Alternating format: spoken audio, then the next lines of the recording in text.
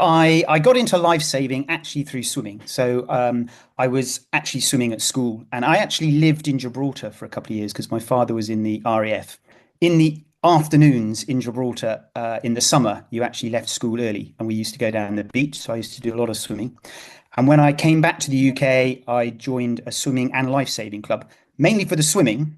And I thought I'd get into some competitive swimming. And their life saving club was part of the swimming club and met on a different day. And so I also went along to the life saving club.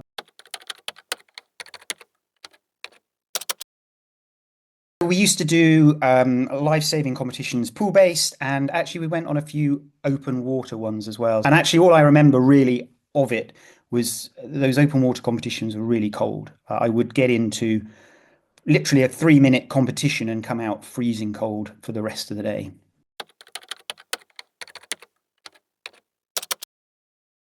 So I went to Oxford University to do my DPhil, and I had prior to that done my first degree at Cambridge University. There was a life saving club, CULSC, and I was a member of that along with the swimming club.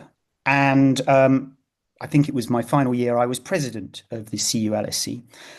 And during that period, we thought it would be great to have a varsity match, Oxford Cambridge competition. And so we wrote to Oxford University, to their life saving club, to say, how about a competition? And we didn't get a reply. And when I was at Oxford University, it transpired the reason we hadn't had a reply was there wasn't such thing as an Oxford University Life Saving Club. I thought it would be great to start it. And with some friends, we decided to form OULSC, partly so that we could have a varsity match, and partly so that we could continue with life saving under the university banner in Oxford.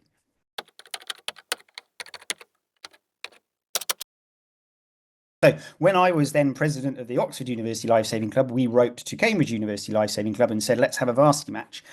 And I didn't get a reply then. And we were sure we were going to have one, but it never transpired. A varsity match did happen, and I think the first one happened after I had left, just the year later.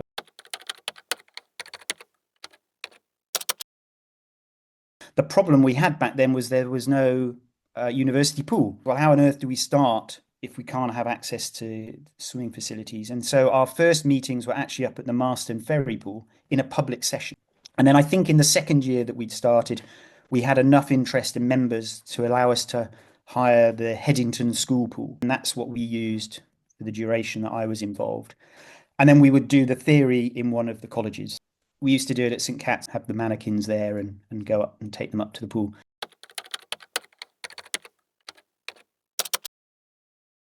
But we did compete in other events. And so I actually had a quick look, and I've actually got a newspaper article here that Cheryl Sport. We actually wrote a piece about us competing in a competition, and it was at Warwick University, and we came 10th out of 11, but we were very pleased to have actually pitched up and competed.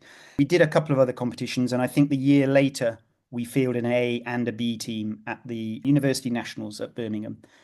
So that was in '96. So it was great that we managed to form the club in a couple of years and actually start competing.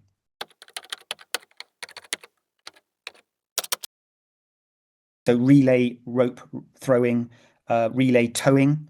But then there were incidents where you would come out to an unknown incident and respond to that as a team. And there'd be a baby hidden under a floating raft that you had to be alert enough to think about and pull out, along with a few other screaming, and injured individuals that tended to take the attention. So we used to practice incidences quite often for the competition, because those were always the unknown element, and try and predict the kinds of things that people would set up.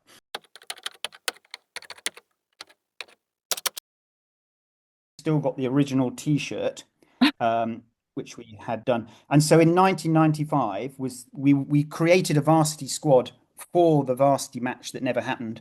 And because it never happened, you can see at the bottom it says no sweat, no competition. And the other thing, when we set up the Oxford University Lifesaving Club, was Baywatch was quite famous on telly. Basically, to try and market what we were doing and sound a bit trendy, and sort of, we called ourselves Oxwatch.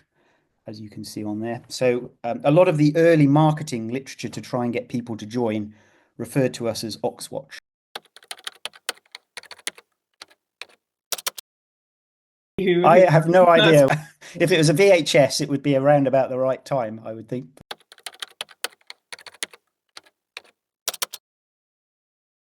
Well, the socials were also an important aspect of the club. You know, lifesaving is great fun, but we also put quite a lot of emphasis on the socials. So we would have meetings in pubs. We had sort of garden parties. I think back then they were punting parties, but I think also the competitions, as I mentioned, the fact that we managed to mobilise ourselves and get to some of these competitions was a highlight really for getting the club going and being involved in it.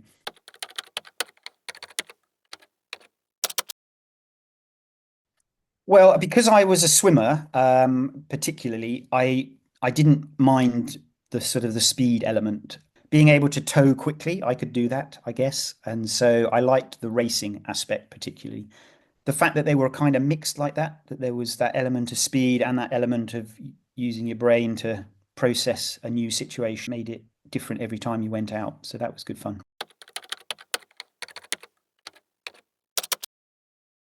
I did. I'd actually joined another local club to where I moved to. I was only doing it for another year or so. I actually then moved, you know, had children, moved overseas, and then I haven't done life saving seriously, well, even non-seriously since.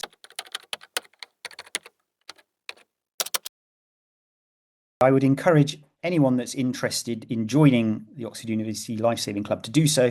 It's friendly and sociable and fun. Also, it's really useful, and you never know when you're going to need the skills of just rescuing somebody. You know, the Lifesaving Club allows you to learn about that in a fun way and apply it to water, not just, for example, first aid. As long as you can swim a little bit, it's beginners are welcome and should be encouraged.